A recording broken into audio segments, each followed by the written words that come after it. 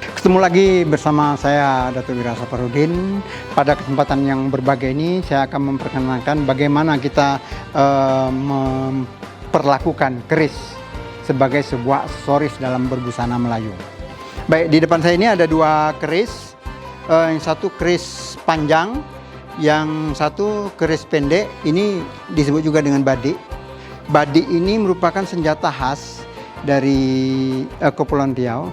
Karena pahlawan kita Raja Haji Fisabilillah, beliau pada saat tertembak oleh Belanda itu beliau memegang badik di sebelah kanannya dan di sebelah kirinya beliau memegang kitab. Jadi ini merupakan salah satu senjata khusus orang Kepulauan Riau, walaupun bentuknya sama dengan badik yang ada dimanapun, baik itu dari asalnya dari Bugis, karena memang keturunan kita di Kepulauan Riau ini banyak sekali keturunan Bugis yang sudah bersebati dengan Melayu.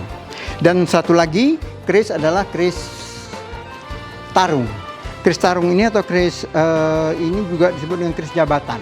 Jadi seseorang yang memegang suatu jabatan tertentu, mereka memiliki keris ini sebagai satu bentuk legitimasi dari jabatan yang mereka pegang.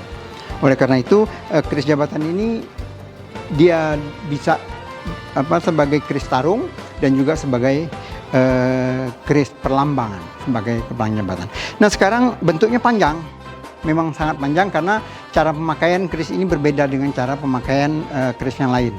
Jadi keris ini bisa kita sisip di pinggang. Ini keris jabatan ini bisa kita sisip di pinggang, di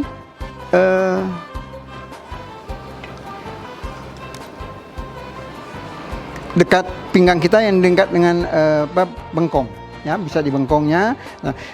Nah, kemudian bisa juga langsung di dalam kain. Langsung. Jadi ini sangat berpengaruh sekali bagaimana kita memakai kainnya. Jadi kalau kain kita pakai sebelah kiri, maka kita sangat baik sekali dipasang mengarah ke kiri seperti ini. Dan masalah ke depan atau ke belakang itu sebetulnya hanya beberapa daerah tertentu saja menganggap bahwa kalau ke depan ini sepertinya menantang dan ke belakang sepertinya datang secara damai. Namun demikian, di dalam pemakaian kita di daerah Kepulauan Riau, cara memakai keris kita kalau ini sampirnya ini pas di tengah, ada segaris dengan leher, maka ini di tengah. Ini datangnya secara damai. Tidak ada masalah kita mau menghadap ke depan atau menghadap ke belakang. Berbeda kalau kita mau pergi bertarung, kita akan meletakkan keris ini di samping kiri. Seperti ini, di sebelah kiri. Mengapa dia harus di sebelah kiri? Karena senang mencabutnya. Langsung, ya. Nah, kemudian ini keris sebelah kiri. Tapi kalau kita juga merasa dalam kondisi damai, tenang-tenang saja, daerah kita bagus, maka keris ini bisa kita pindahkan ke sebelah kanan. Kita pindahkan dia ke sebelah kanan. Seperti ini. Sebab kita biasanya selalu menggunakan tangan kanan.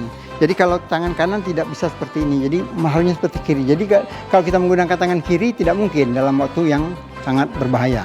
Jadi ini tandanya kita bahwa dalam kondisi damai. Jadi kita bisa menggunakan keris panjang ini seperti ini. Jadi ada berapa posisi, ya, posisi tengah ada sebagai posisi damai. Kemudian keris ini bisa kita pegang. Memegangnya itu kalau kita merasa dalam kondisi damai, kita memegangnya harus di sebelah kanan. Kemudian jari ini kita letakkan di sini. Supaya keris kita itu tidak tercabut waktu kita tundukkan seperti ini.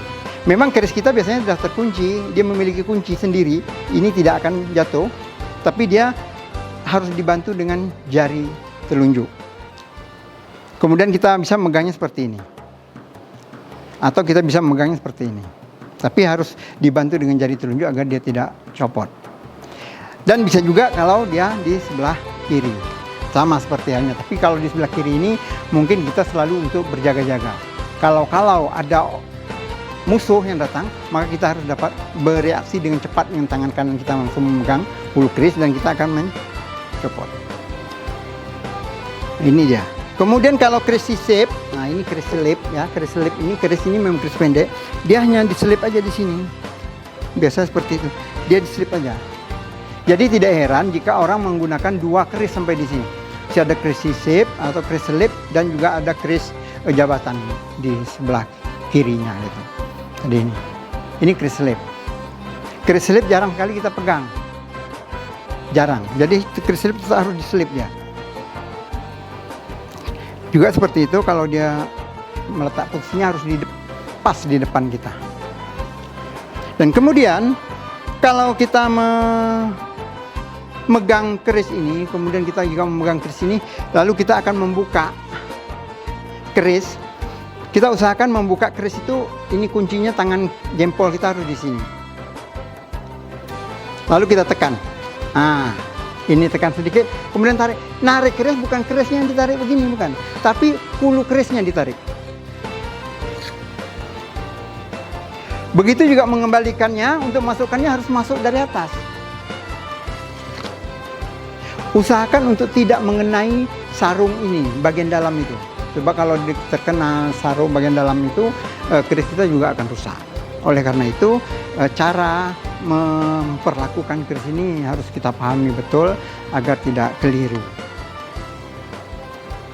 Terima kasih.